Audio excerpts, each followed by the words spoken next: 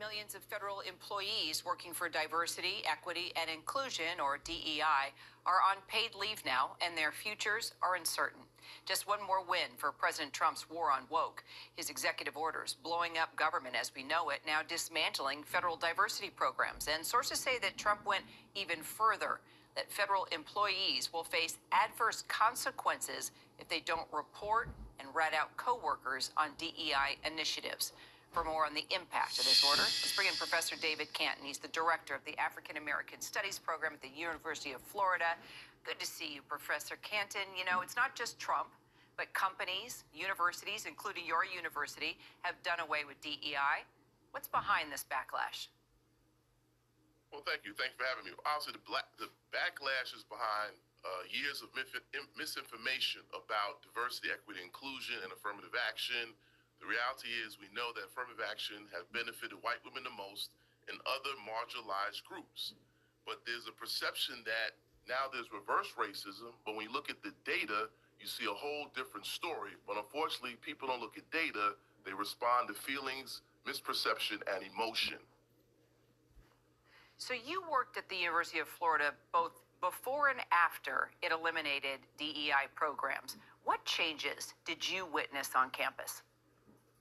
Well, there's been some changes to the curriculum, the general education curriculum, on some courses that were removed from the GEC. In terms of some offices were closed, but our program, an academic program, we've managed to, keep enrolling students and moving on. But I'd also like to add that the attack against federal workers, which is also a major part of this, because diversity is not only in higher education, but also with federal contracts. I think oftentimes that gets overlooked when we discuss affirmative action.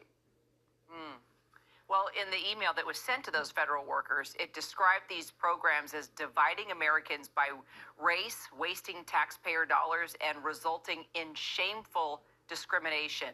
Why do you disagree with that? Because, right, so another myth. So again, the argument is that white people are facing discrimination and being discriminated against. When we look at the data, this country spends $759 billion in federal contracts. African Americans, who are 14% of the population, gets 1.7% or $13 billion out of $759 billion.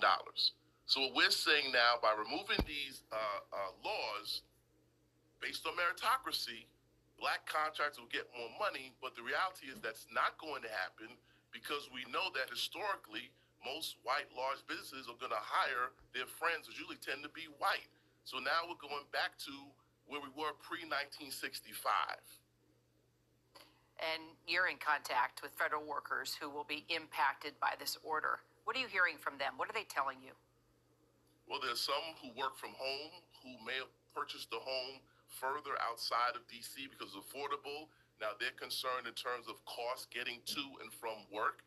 There are obviously minority contractors now who are concerned if they don't get the contracts, they have to lay people off. So you're going to see a big impact in terms of African American unemployment numbers may increase. And not because they don't want to work, it's because of these policies that are being put forth by the administration.